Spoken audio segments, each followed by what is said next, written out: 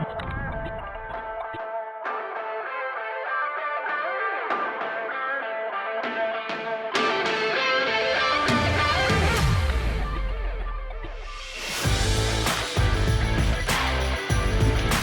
right, Austin fans, welcome back. It's a great week. It's always better to have a show following a week where we have a win. Of course. Doesn't have to do Austin. I'm Dustin Zerrer. That's Rees. Thanks for joining us on the podcast. Alex, man, you had the week off last week. Bradley was so good to step in and help out. How have things been going for you, man? We've missed you. They've been doing pretty well. Have had a pretty extended layoff from playing rugby because I had a foot injury, but starting to kind of wheels are turning, starting to get back into it. So just been kind of helping out Coach and providing play-by-play broadcast doing for the Huns game. Yeah, doing a little announcing for the Huns. Got into some hot water over that, which was kind of dumb. Anything you can share? Secrets you can share with the podcast? No, not really. But some people didn't like the lingo that I used, I guess. So that had to tighten the screws on that on the second broadcast of Huns versus HTX. So two good games by Huns and HTX, but they were both pretty great games, close battles throughout. I believe Huns won at HTX, and then HTX pulled off a nail biter last week at the Huns, Yeah, and I mean the Huns pretty much dominated territory and possession, but had all that time camped out in the 22, just could only come away with 10 points. Sounds really familiar. Yeah, right? It's like a going trend in Austin right now. Yeah. Hey, right? But what is a good thing is that leading up until this past week of MLR, that was a going trend. But inside the 22, we were pretty darn good when we had the ball and we're attacking. So man, let's jump right into it. Texas Cup, baby, stays in Austin. Final score 26 to Goose Egg.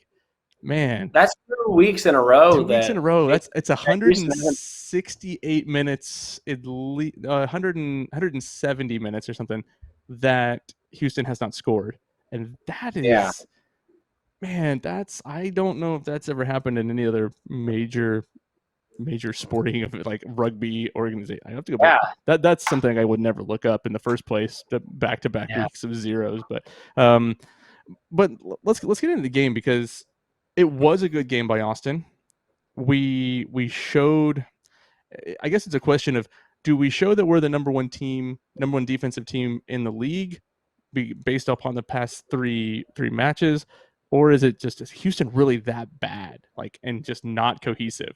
I thought we were not cohesive, but Houston was just, the word sixes and sevens the phrase sixes and sevens come to mind because they just could not link up. They couldn't get anything going, and I don't know. That was one thing that I took out of it, but the match overall was fantastic for us.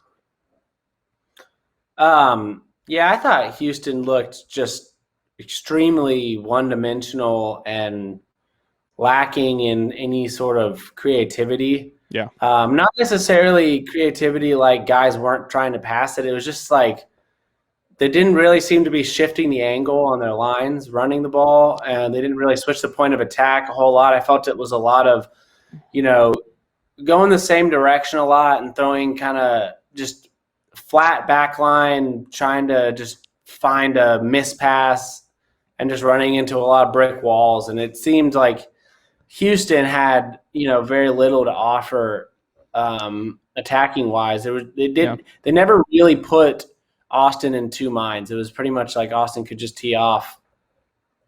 Yeah, it's surprising, right? Because Houston dominated. They had 61% of ball possession, 61%, and 54% of territory. So that means they're inside our 50 for over half the match, but yet put up 0 points. And I mean, you look at their attacking minutes. They had 21 minutes, almost 22 minutes of attacking minutes. It says a lot for Austin's defense that they can survive that. It's also kind of sad that we only had 13 minutes of attacking ball, and only 39% possession. But the stat that really jumped out to me was, and you kind of touched upon it, was just the gain, hitting up the gain line.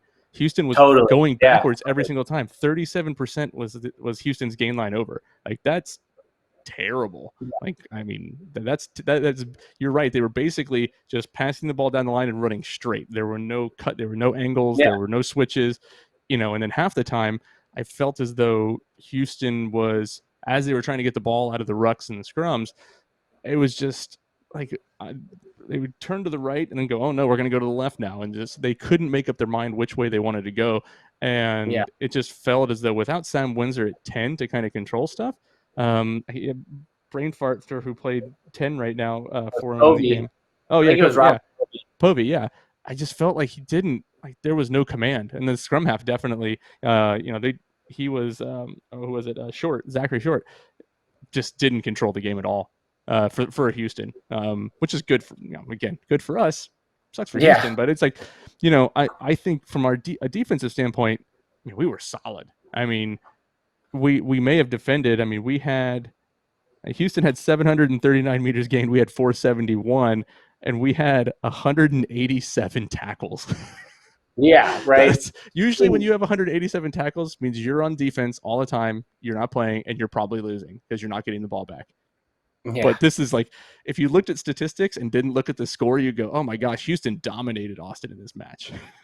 Right. Well, I mean, but you think about it, like, we're getting 78% gain line on our carries. Yeah. We're making, 400 plus meters. Yeah, 471. 471 on what, 40 carries? 70. No, we had 77 carries. But still, though, I mean, so we're getting a lot more meters per carry than HCX is, and then we're playing in the right. Not that we're playing in the right areas necessarily, but we are not making mistakes, not giving away penalties in our own half, and I think that's ultimately what killed Houston. Is you run phase after phase after phase, and you don't go anywhere. Well, there's one of two things are going to happen. If you're not going anywhere, there's going to be a knock-on or there's going to be a penalty, and oftentimes the team that's going backwards is going to commit that penalty, and that was Houston. And I think we had 3 of our tries where we kicked into the corner and eventually drove it in. Like, that's efficient on our behalf, and poor on Houston. Yeah, I think so. I mean, you look at Mason Koch, who was MLR Player of the Week, which awesome for a rookie, and I talked and I'll talk with him on the podcast. Alex and I recorded this after I spoke with him, which is the interview coming up here later in the show. Mason Koch, the sheriff, he's all over the place. The MLR kickoff today too, as it launched. But he's everywhere. I know, right? But was chatting with him. I think the interesting thing that you and I talked about. We were worried going, okay, or not worried, but we're saying we've got Robbie Kutze, and then we've got Hugh Roach, who are going to be outstanding super rugby players. Who's going to play? Who's going to play? They both get hurt. And, granted, I think both of them are pretty close to coming back. But Mason Koch, 2 weeks in a row, 80 minutes, both weeks, puts in a stout performance for both times. And this week he scores 2 tries.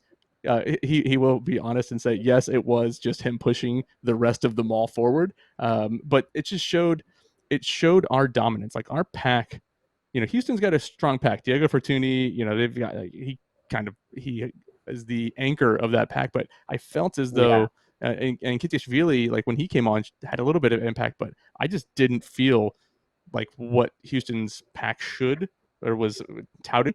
They stood no chance against our forwards. Our forwards dominated that match. I think the telling point in that game was we had mauled in twice in the first half, and then the last play of the half, Houston had 2 attempts from our 5-meter line. Yeah, tried to maul it both times and had good throws, and that maul went backwards both times. The drive was it was pointed out on the broadcast. If you were watching, you go back and watch the broadcast, you can literally hear it. And as soon as they get the ball in, the jumper came to the ground, and all of a sudden, about 6 of Austin's forwards just drove him back at least 5 meters. Like, to start off, if you do that in a lineout, man, you are you shouldn't have that happen in any attacking line out. Like you should at least be, even if not gaining a meter or two as soon as you get that line out. But they were, again, all credit to the Austin forwards. They played well. And for me, it's trying to pick players of the week, and we asked on social media who were Austin's players of the week. There were lots of forwards on there. Dominic Bailey was given the Ascension Health Player of the Week, and I think he had. I think you had it pulled up earlier. I may have mentioned it earlier, but something like 25 tackles. 25 tackles. Like, come on, man. And what was it? 3? I'm looking at my stats here. 3 of those were dominant tackles. He had 32 meters carried. And again, getting to the rucks. And of course, we're only getting to where we didn't have too many rucks to get to this week because, well, we didn't have the ball, and defensively we're at rucks. But I think it's also, another one of the forwards, McLean Jones. I mean, he had 19 tackles. No doubt. I mean, they said they didn't have any dominant tackles. I could have swore I saw 1 or 2 dominant tackles by McLean Jones, but it just felt like Jones and Bailey were everywhere. And they were all over the pitch, and which is great to see, and nothing to take away from Michael DeWall, because I mean he had 18 tackles as well. But it just on screen, it felt as though both Jones and Bailey were just left and right of the ruck everywhere and making tackles. And I think the big thing for me, going back to what Bradley said last week, is they were making double team tackles. And that was more important because in previous matches, it had just been one-on-one tackles, and the other team was getting quick ball. Well, we reduced their quick ball down to, I think, like 50% quick ball. And so that was a big change for us. You know what I like that we did this week that we did not do against San Diego? What? I said win. Yeah, of course, yeah. Win. Love that. But I just think it was smart to play Pelly for the full. I mean, he played 79, but basically the full 80 minutes. Sid Shoop getting that first cap, though. Hats off to Sid. Get the ball out. But, I mean, I don't know why. Nothing, really against Marcelo, but I don't know why we took Pele off against San Diego, because he didn't seem to be that worn down. And I just think we're such a different team when he plays and when he's off the field, because he just controls the tempo and he controls our team so well. And I mean, we've seen so many times in the past where, Austin will get off to a hot start and then, just like the wheels will kind of fall off, like we'll lose that control on the game. Yeah. Ellie does a really nice job of just keeping us, in control basically. And I agree. Houston never dug into that lead because I felt like our decision making was smart, and we just made them claw back into the game. We didn't give them anything, and so I think moving forward, unless Pele is just winded and gassed and needs to come out, or it's picked up a niggle, I think like he kind of has to stay in the ball game. My opinion. Yeah, I mean, he does. Again, nothing against Marcelo, because I think Marcelo, he brings his own bit of, explosiveness. He's very dynamic, and he's but he's still young, and I still think that Pele, he's got a couple years of experience and more, he's Samoan international, and so you got to say like, I think that's what I'm going to go with. I think Marcelo did well coming in. He does better to me, like, when we're losing and we need something different, because Marcelo is kind of almost a wild card. Like, he just does stuff that other scrum halves don't do that you're not going to be expecting defensively. Yeah, he's wiry. He's wiry. He's nippy. He's sneaky. He's a scrum half. He's a typical scrum half. Yeah, and I thought he came in and did well against Utah when we needed a spark. Yeah. But I think unless you need a spark, I think you just got to keep Pele in the game moving forward. Yeah, the thing about me for having Pele is one of the, glad that he got nominated as kind of my pick. Granted, the 3 picks that the Gilgroniacs gave to the players of the week this week were the same 3 that were in the MLR team of the week. Yeah. I mean, Pele had 13 tackles, and 13 tackles at scrum half and a ball steal. I mean, again, he was the person that you just felt like he was everywhere. How about that? I mean, how about that dish to Roderick to get us the bonus try? Like that was just gorgeous. Like, it was one of those things where you looked at it, and poor Roderick, like he still had to jump it. You know, he had to still leap through the air, but he just looped it over what looked like 5 guys, and Rod was just sitting out there. We were sitting right over there too, like in the stands, so we saw that whole thing develop. That's a good spot for that. Yeah, and I think for me, we talk about the forwards. The forwards did really great. If we talk about the backs this week, it wasn't. It's still. There's just still something missing, and I don't know what it is. Yeah, with Bryce being out, I don't know if that's it. I do think I like the way that Mac Mason gets ball in space when he runs with the ball, and it's because it's not always an instant pass with Mac. I think he does really well. I thought Ned Hodgson had a pretty good match. He got kind of. I wish that breakaway that he had wasn't called back because of obstruction, but it is obstruction. It was kind of iffy, and I was like, in real time, I'm like, oh, that's not, and then I'm like, oh yeah, it was totally obstruction. But I just felt as though it wasn't quite there. It was really interesting to see for the first time all season 3 fly halves on the pitch at one time. Because when Ned came out, I think Ned picked up a knock, and when he came out and Kurt Morath came in, and you had Mac Mason, Kurt Morath, and Will McGee all playing. I'm like, oh, this could be really interesting to see what happens. Unfortunately, we never got the ball. And we never got it out to the backs, right? Like when we did get it out to the backs, there was good interlinking play on occasion. Frank Halai had a couple good runs. I think he had like 50 something meters and broke a tackle. But when we got the ball to Rod, absolutely explosive. Like there's just something, and I joked with him on social media that that run that he had kind of at the end, he kind of goose stepped for a second and like did a little hop and a skip and just took off. But that explosiveness that he showed, I mean, teams, you have to worry about him when he gets the ball in open space, because he's going to make people miss and he's going to try to run people over. It's kind of that football mentality. So I don't know. There was one time though he did kind of go north to south, almost about 30 meters before he got rid of the ball, and I think he picked up about 2 meters going downhill. So cut back on that north to south, more east to west. Right. But yeah, I mean, as far as you're a backline player. Like, what do you think kind of the missing things are right now that's happening, that where we know, like, Connor Mooneyhead didn't have the best match, the best match that he's had. He didn't really get the ball that much, and so that kind of put a damper on him in that way. I feel like part of it is, I don't know. I like Frank is not a distributor and never has been. Doesn't have to. Yeah, his goal's not to, when he gets the ball, he just runs because he's on the wing, but. As a 13, he had to distribute more. Yeah, and I mean he's been playing Super Rugby, for years, and played in France, and has always been a winger. So he's accustomed to being a hard runner and a finisher. And then I feel like with Bryce out, we're missing that guy that can do both, get over the gain line and also distribute.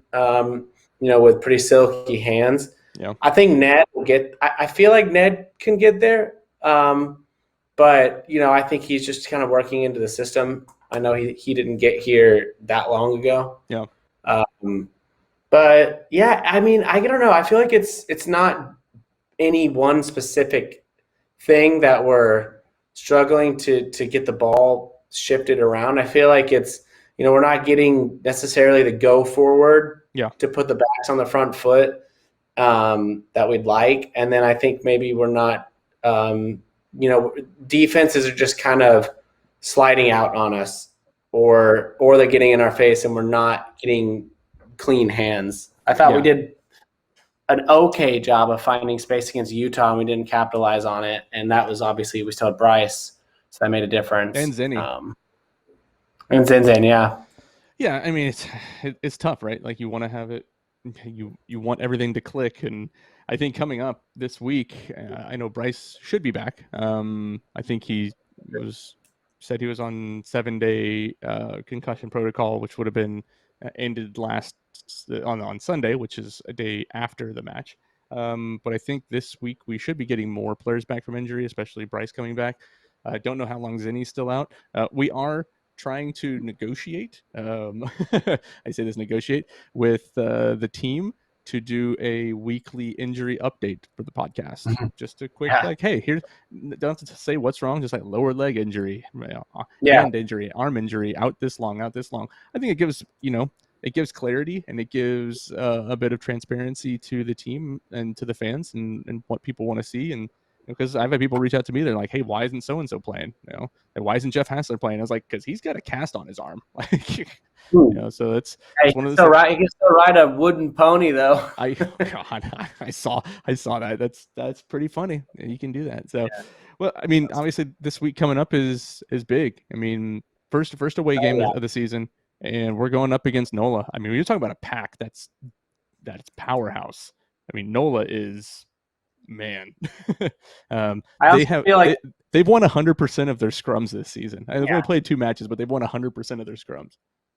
Well, I mean, I've been saying it for years that Matt Harmon needs to be getting looked at by the U.S. Eagles, but because he's not the flashy, highlight guy, nobody really notices him. Yeah. But if you watch that Nola scrum the last 2 or 3 years that he's been there, it's just been dominant, and he's right in the middle of it. And I only really know about him because he, played with my brother at Life, and I remember he was just a dominant in the scrum. Shout out to your brother last week getting his first cap. Was it his first cap? No, second cap. Oh, second cap, first start. First start, yeah. Yeah, they looked good. They did. They'll be coming to town in 2 weeks. A couple weeks. That'll be fun. You can go watch your brother. Yeah, I was gonna mention though about Nola. I feel like Nola and ATL play the 2 fastest tempos in the league. And I think that's not quite something that we've seen yet. So that'll be – our defense has looked good, but that'll be something different. Yeah. It's going to be interesting, right? So I thought Utah had a pretty good pace on their back line. Their scrum was good. They're just I felt like Mikey Teo has changed that back line for Utah. I thought San Diego would be better in their back line, but they were poor. I just thought I think it was a golden opportunity to get easy points from San Diego. The good thing for us, we do have points. We're sitting 3rd right now. We are 1-2, but for each one of the matches, we are getting not only first match we got 2 points for bonus point tries and for the loss less than 7, and then we got another one for San Diego for less than 7, and then 2 points this past weekend for 4 tries. So don't forget Jamie. We got Jamie McIntosh. I forgot to give that shout out to Wappa for scoring a try too. Again, man, we put up 3 tries in 31 minutes. It was a pretty good strike rate for us. So I was pretty happy with that. No, I think that to me, what we're shaping into, which is not necessarily the most exciting rugby for fans, is we're kind of becoming that basically a very defensive and kicking oriented team we've got a lot of guys that can put boot to ball well. What are our kick meters? I was trying to find that. We had kick meters 398. We had a lot. Right. We are, and it's because we've got 3 fly halves on the field off a lot of the time. Well, and Pele kicks quite a bit too. Because when we got ball inside, when we got turnover ball, or when we got just the ball in general, we tended to be in our own half, and so we just kicked for territory just to get out of out of danger. So. But if we can lean on our defense and have a good set piece at a good kicking game, that's a good recipe for success. It's not necessarily I don't even think it's the running rugby that Sam Harris and Mark planned on bringing to us. But it's kind of what with injuries, that's kind of what our personnel has called for, and I feel like we're kind of adapting to that. I think we just got to be better about, if that's how we're going to play, then we need to be taking 3 points more often. And or at least converting if we're not going to take 3 points. What are your predictions for this week for Nola? Like what are you thinking? Don't have to give a score. I just got I don't know. I think it's going to be the toughest game we've played, but for sure. In a weird way, I feel like we have played pretty well against Nola in our history. Like we beat them the first year, and then the second year almost beat them on the road, lost in the last minute, and then last year, twice we almost beat them on the road in 2019, only because we had to go because of the hurricane. Yeah. So we actually play pretty well down in Nola. Not a lot of teams do. I think it's because maybe we're accustomed to the humidity or the heat. Maybe. Especially this week. Oh, yeah. God, terrible. But yeah, I mean, we've had the lead going into like the last 5 minutes, like 2 out of the last 3 times we played Nola, because we didn't play them last year. And so the last 3 times we played them, we had the lead going into the final minutes and tend to lose it. And we kicked the ball away, and they took off for 65 meters for an open field try. For God, man, that was we should have won that one.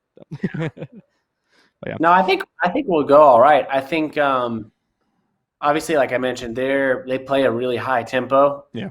So they're always going to be putting up points.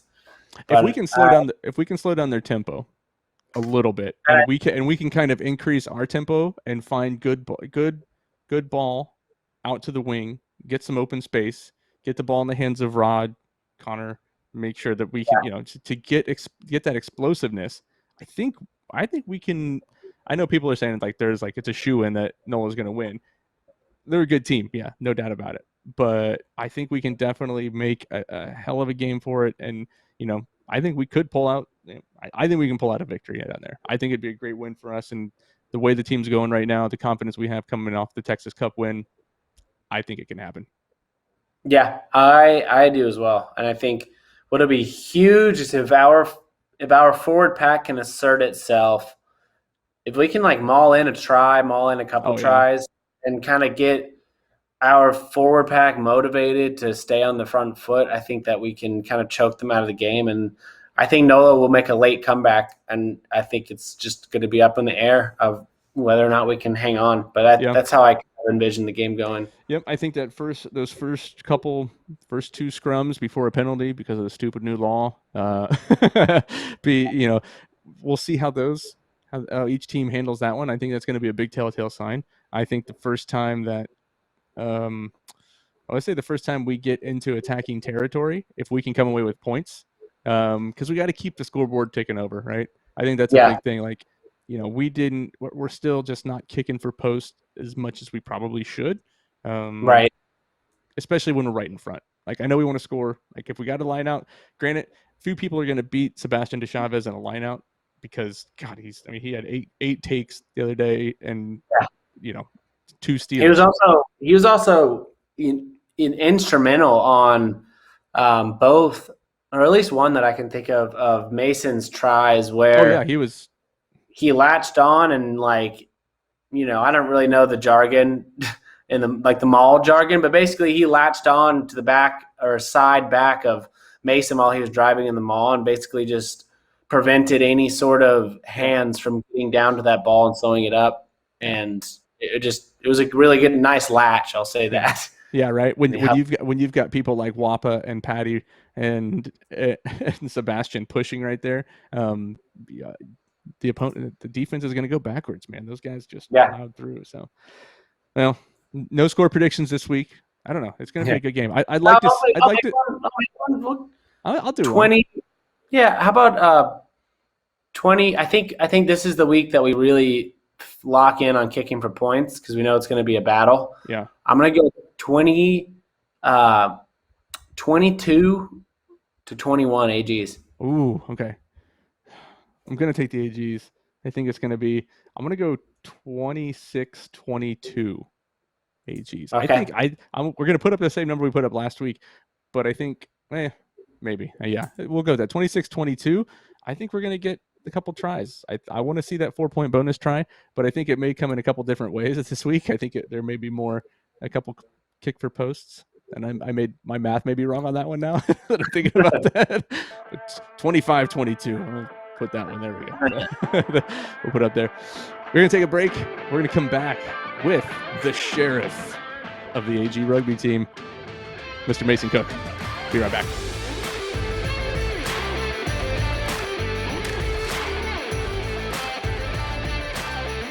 Well, after a big week and a big win for the AGs, we had to bring somebody on who made a difference, who played well. And there were quite a few people. You saw, if you're on social media, you saw the top 3 picks for the Gilgroniak Players of the Week. It was no surprise because, well, 3 of those people also were the picks that everybody voted on for the 3 who made the MLR Players of the Week. And of course, we had to get one of them on. And I said, well, we've got to get somebody on there who's going to stand out. And of course, it's going to be the MLR Player of the Week, none other than Mr. Mason Koch from Dartmouth College. Welcome to the show, man. Hi, Dustin. Thanks for having me. Appreciate it. Okay, so there's been a debate. Last name pronounced Koch or Cook? It's Koch, actually. The rest of my family pronounces it Koch. I'll take about anything at this point. I've heard it all, but well, Koch it is. Well, so the other one is, do we call you the sheriff now? Because we keep hearing the sheriff is in town. So let's talk about that first. That's the most important and pressing matter. Where did the sheriff nickname come from? Sure. So being a team from Texas, we kind of pride ourselves in kind of taking a peek into that, Texas history, and the Western themes really stick out to us. We had the Rangers our jersey presentations. It was super cool. But way back at the beginning of the season, every team needs somebody that's, that enforcer. We're going to make sure the team rules are followed. And the team leadership group approached me and said, hey, we want somebody to be the sheriff. Every Monday, you're going to walk in and you're going to walk us through who did what, there was against team rules, hand out the punishments, that sort of thing. So, I took on that role and embraced it, and fit pretty well. Some sort of court that is popular in rugby, perhaps, that people may know about. We won't say that here, but the judge, jury, and executioner for some of those. Is that what you are officially as the sheriff? Something like that. Wait, he can't really say, so he doesn't get in trouble for breaking team rules and being able to put himself in jail for his own flaws. Right. There's an unseen benefit there. Yeah, there you go. Sure. There you go. So okay, well, it's good to know. We'll see. Maybe some of those secrets will come out later in the year after the season's over. We'll have to talk with Coach Harris and Coach Jarrett and see if they'll allow any of that to happen. Does that have anything to do with any sort of background degrees? Because that you may have coming out of Dartmouth. No. I studied biology and economics, so none of the legal or criminal justice side, really. But that's all right. We'll just check. Happy to fill whatever role I need to. There you go. Well, hey man, obviously it's been really exciting for you. The past, let's go back almost 12 months now, and you're finishing up at Dartmouth. And was your season canceled at the end of your college career as kind of a senior going to Dartmouth? Did you guys get everything canceled, or did you get all your matches played through at that particular time when COVID hit? Yeah, so the last match I would have played would have been in the 7th tournament that was in LA, sort of beginning of 2020, in February, beginning of March. And then kind of approaching spring break, Dartmouth always goes on a little tour as a team, and we play a lot of rugby over spring break. That got canceled due to COVID, and then sort of from there, everything got the axe. So we didn't finish up. Yeah. So you didn't, kind of like most other schools. Yeah, so you didn't get a chance to have your kind of like your college send off, your last matches and things like that traditional seniors would have had playing, college rugby. Yeah, it was definitely weird, and it's a bummer to miss out on that kind of thing, but we managed, and I think the group that followed us up had an even bigger challenge in kind of having to deal with the last year. So, because they haven't been able to play at all, right? For the most part, at least in some places around the country. Right. So, well, it's really exciting that, you did get a chance to play, so that's kind of nice. And you finished your 15 season, played 7s, and then MLR decides that they're going to have a draft. Talk to me about I talked a little bit with some other players like Connor Mooneyham about it. What was it like kind of being in the inaugural draft, kind of getting the call? Because you were the 16th pick, you were the second pick that the AGs had, which was, I mean, obviously got to be pretty exciting to say, oh man, I'm getting drafted to go play professional rugby, which, and being in the inaugural draft, people are going to remember everybody who was a part of that draft. Yeah, sure. It was unreal. I mean, I remember getting the call from Sam and being sort of speechless. Like, I didn't even know what to say. I didn't know what to expect really that night. My graduation from Dartmouth was actually the next day. So it was kind of a big weekend for me. And yeah, even like blew that out of the water a little bit. It was an awesome production. I thought really good for the MLR as a whole. And being able to have a little bit of that spectacle and that kind of American piece that we had to sport was pretty cool to see. That's awesome. And, then you fast forward, you move from Dartmouth all the way down to Texas. And so, and now you're here in Texas. So that's it's a little bit of a change in climate and in states and everything else. But it brings you a little bit closer to home because you're from Iowa, right?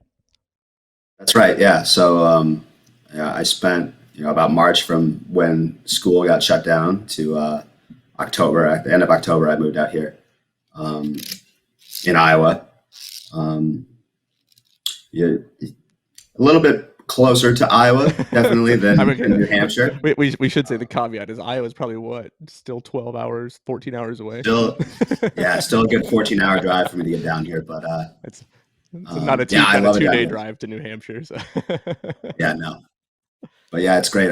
I felt like I really fit in, and awesome to meet the people around here. I think it's a great place to be. Yeah, and for those who, if you don't know what position you play, and you're an Austin fan, you haven't been listening to the podcast, you haven't been watching any games because we know you play hooker. Obviously this past week, big honors to be selected to the MLR Team of the Week, but also the Player of the Week. And I'll come back to that. But what I want to talk about is kind of the trajectory leading up to there, because hooker, obviously not an easy position. Usually those in the front row have a little more, we'll call it a couple more seasons on them, especially, in the props and the prop position, because, the older you get, the more knowledgeable you become of the dark arts, as we like to say. So I guess, coming in, preseason training camp, you've got Robbie Coetzee, you've got Hugh Roach, 2 super rugby players, and you've got yourself. Talk to me what that was like to start just working with guys that have played literally at the top level of professional rugby. Oh yeah, I mean, I've stood to benefit a ton from all those guys' mentorship. They've been great teachers and friends to me, kind of all along the way. Rochi and Robbie both have plenty of Super Rugby under their belt and have been playing for a long time and are great players. I remember watching both of them, like when I was 15, 16, just getting into rugby. And I'm sure they'd love to hear that. Watching Super, it was super. I was a bit starstruck even. And just getting to work with those guys. My game has grown a lot in a short period of time, just being around those guys and all their knowledge. And then guys like Whopper and Patty Ryan too, as far as the dark arts of the scrum, being able to work on those things. They're great guys to have in the squad. So yeah, been very helpful for me. That's fantastic. Obviously, we talked about it on the podcast when we were going through each one of the positions and saying, we were hoping that you'd get a little bit of playing time, just to get that experience to build up. Alex and I both said, and I think, and even Bradley said it too, like, well, I think Mason's going to get in maybe like halfway through the season once the people need a break and stuff. Obviously, then injuries hit, and last week, Robbie and Hugh both out with injuries and kind of put us down. You played in the past 2 weeks. I want to make sure I get my stats correct here. Week 2, you were the Ascension performance of the night. 80 minutes, 6 carries, 37 meters, 18 ruck arrivals. And then, of course, performance this past week against Houston, 80 minutes again, 100% tackle rate. I want to point out that tackle, like you talk about tackle rate, like you had 15 tackles, one of them being dominant tackle. And then obviously, you've almost 50 meters carried, a tackle break, which I always love to see hookers and forwards getting tackle breaks. That's lovely. And again, 2 tries. what I mean, what a performance. It's 160 minutes, which is not common for front rowers. Like most front rowers, like you're going to get subbed out. So first question, what's the feeling been like to get on the field and score 2 tries in a match? Second feeling, how's your body holding up considering that you just played 160 minutes in back-to-back weeks? Yeah, I mean, in regards to the tries, I guess, again, those are both results of some great maul attack from our guys up front in the pack. Sure. It doesn't take like a ton of skill to be at the back and just kind of follow the current. To push people forward and be like, you just to be honest. So you're just driving them with a whip. Yeah, exactly. And they get the job done. Yeah. So they flatter my stats quite a bit. But yeah, I mean, the feeling is great. Obviously, like it's been super cool to get all the recognition as of late. I look around and I see a lot of guys who I think had a ton of influence on that game. To get that sort of nod is a big honor for me. So, and then in regards to the body, it's been a couple of long days in the office. Definitely recovery. Definitely a bit sore on the weekend, but still young. I bounced back pretty quick, so I'm feeling okay, hanging in there. To be young. Yeah, right. So yeah, I mean, obviously we're working on just kind of the overall play. First couple of games of the season, we're so close. We've got the number 1 defense in the league. What do you think, kind of attributed to that? What has attributed to that defense, for you all? Because you guys have been stout on defense. This past the past 3 weeks, like it's been. Incredible performance. Somebody said the other day, well, Houston hasn't been playing that well, but still to put up a goose egg on someone, in MLR it's not common. Unfortunately, Houston had it in back-to-back weeks, but it's not common to do in general when the average point scoring for the league, I think, is somewhere around combined 40-something points a match. Right. We have a lot of confidence in the defensive system that Sam put together. That and defense is a huge attitude thing. Like, we take a lot of pride in the mindset that we're going to get set quick and get off the line and put teams under a lot of pressure, and we can recover if we're a couple down on the edge. So we back that and just to take a lot of pride in getting on the front foot right away and winning that physical battle. So, defense is. We're going to keep defending the rock for sure. That's awesome. I think when we talked about it, the San Diego match, we felt that, Bradley and I felt like there were too many one-on-one tackles. There weren't enough, 2-person tackles. Was there some sort of transition that happened this past week, in practice to say, hey, we need to get like 2 more on the, 1 in the tackle, 1 jackling quickly, kind of a double team tackles? Because I felt as though that sort of play changed for you all this week. Was that something in practice last week that you were talking about? Yeah, it's definitely something that we trained. It's something we wanted to have from the beginning, but just being able to execute better on that timing and learn kind of how to play around one another's tackling style and get in there in the right way as that second man, sort of important. So as we continue to build that chemistry, I think you're going to see a lot more of that 2-man tackle action and that turnover threat. I think we had 9 turnovers, something like that on the weekend. Yep.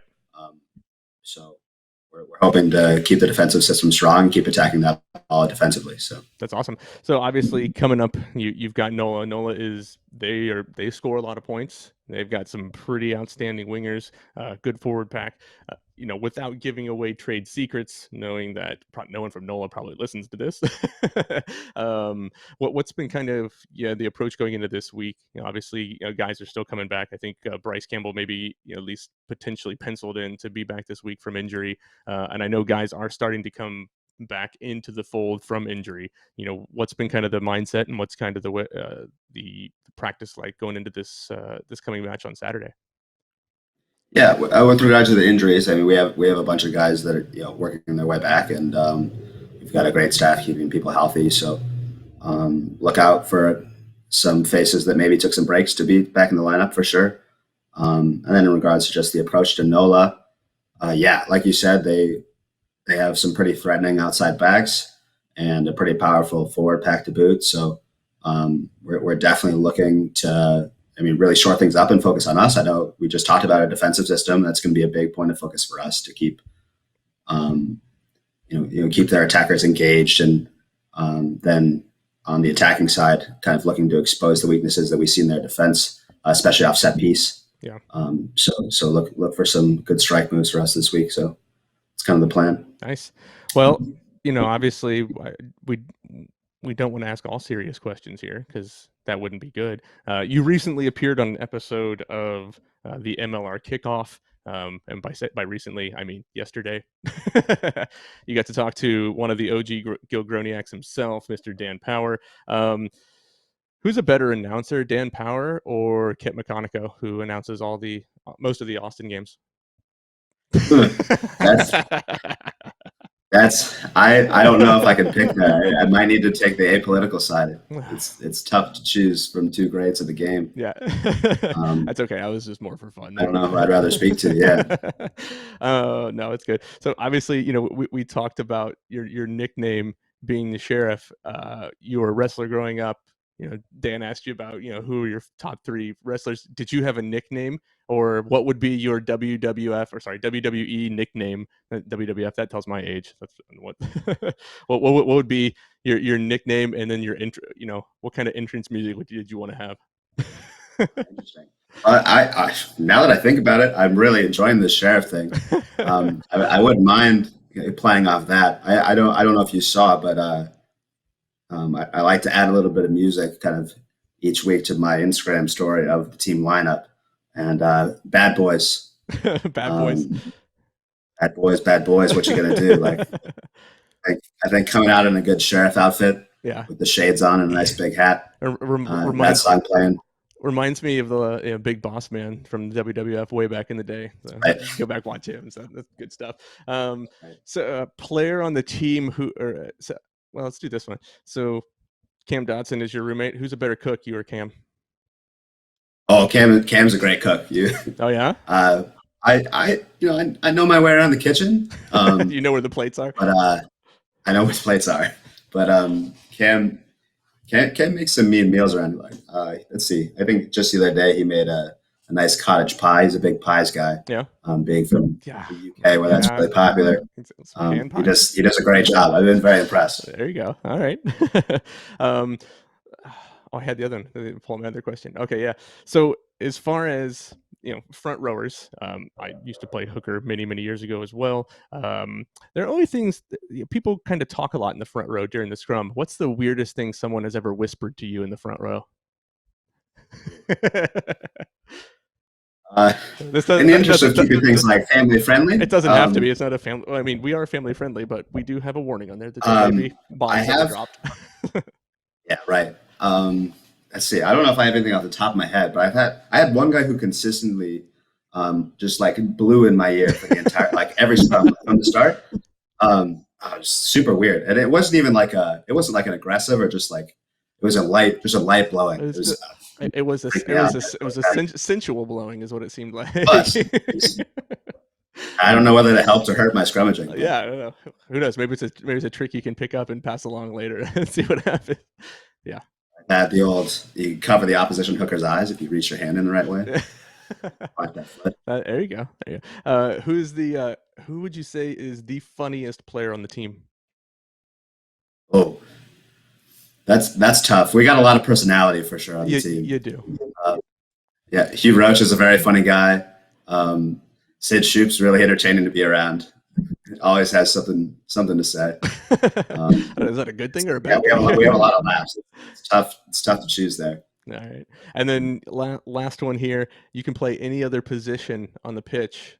Coach, put me in. We've got all the hookers are you're not playing hooker a week. What are you playing? What position are you playing after that? Because you did slot in. Was it the first week of the season? You did slot in at flanker for like a scrum down, I believe. Did I see you at flanker? Yeah, I played a little bit of back row in my day. I mean, if it were based on skill and body type alone, that's probably where I'd have to go. But you really want to play. But you really want to play 10, right? Let's be honest. I would love to play 12. Actually, 12. I could really see myself embracing that hard line running 12 roll down hall crash ball runner. Just run people over. Cool. Well, we always give everybody a few minutes at the end, give a little love, shout out, whatever you want to do. So, we don't thank you for coming onto the podcast, as obviously, but we'll give you just a few minutes here, a couple seconds to say hey to whoever you want to say hey to, and tell them to tune in again this week. Yeah, sure. I guess I'll just give a shout out to the Iowa City Youth Rugby Club back where I'm from, and Joshua Flam, kind of one of the coaches back when I used to play out there. Love to see them growing the game out in Iowa City, and hope to get them down to Austin for a game pretty soon. So for sure. Sweet. Awesome, man. But hey, we really do appreciate it. Thanks for coming on. I mean, 2 great performances in a row. Yeah, obviously we can't ask for anything more. The guys have, everybody's been given their all this past couple of weeks. 2 close losses the first 2 weeks. I mean, God, 3 points and or 2 points and 1 point. So it's like just kind of nail biters, or 2 points and 3 points, excuse me. And I know that you guys put everything in and came out with a really solid performance. We're really hoping for another big one this week, and we wish you guys and wish you all the best. And who knows, maybe a couple more tries on the docket this week with a couple rolling mauls. We hope so. Well, thanks again. Appreciate it. Mason Cook. Everybody, not Coke. Cook on the podcast. Thanks for joining us, Mason. Thanks for having me.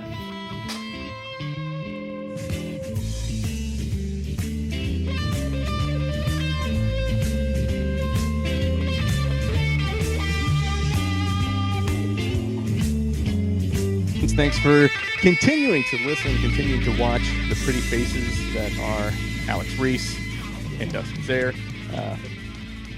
Beautiful, right? As if people are listening, they're going, I don't know what you guys look like, so it doesn't really matter. So, well, Alex, we are the Austin Rugby Podcast, right? We've talked Huns rugby, we talk Blacks rugby, we've talked about. Let's see. We talked about Valks. We talked about. Well, I haven't talked about them on this podcast, but I will right now. We talked about on Texas Rugby Monthly was the new team, the women's team up in the Round Rock Pflugerville area. The Round Rock Rage. So that was pretty cool.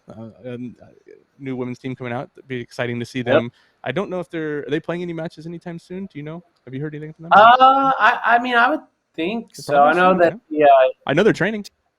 The TRU for the women are doing, a little circuit of sevens for, because teams are low in numbers. So hopefully they can, round up enough players to come out next week, and going to be games in Austin. So I know Lake Travis plays this weekend too. They've got a 1:00 match on Saturday. We posted that on social media. I don't know if Westlake playing this weekend. Do you know? No, I think Westlake's off this weekend. They did beat Rock last week, but Rock this week plays Woodlands, who are like 2 out of the last 3 state championships in Texas. So Woodlands is definitely one of the powerhouses in the nation now. Yep, for sure. Well, we have that, and that's all rugby union. Yeah, and if you know where I'm going with this, you may want to go, well, what do you mean rugby union? That's rugby. So for those of you new to the world of rugby is broken up into 2 codes, right? So you've got what we all talk about right here on the podcast is rugby union. So 15 aside, you know the rules, you've seen the games, However, just recently it just got announced that there will be a new professional rugby team in Austin, and it's a rugby league team. And it's really weird to say a rugby league, but it's the North American Rugby League, NARL. It just got formed and just weeks ago or so, I believe a couple weeks ago officially, but it's teams from all over the West Coast. There's teams in Phoenix, there's teams in San Diego, the San Diego Swell, I think they called them. There's going to be a team in Portland, a team in maybe San Francisco, a couple other places, but of course, then there's the Toronto Wolfpack out of Canada and the Ottawa Aces. So 2 long-standing, very well-known rugby league organizations out of Canada, and then of course all along the East Coast there's teams. And here in Austin, your very own Austin Armadillos, which I think is awesome. Here's my thoughts on it. Right, I like rugby league. people who are rugby union fans may not appreciate that, but I really don't care.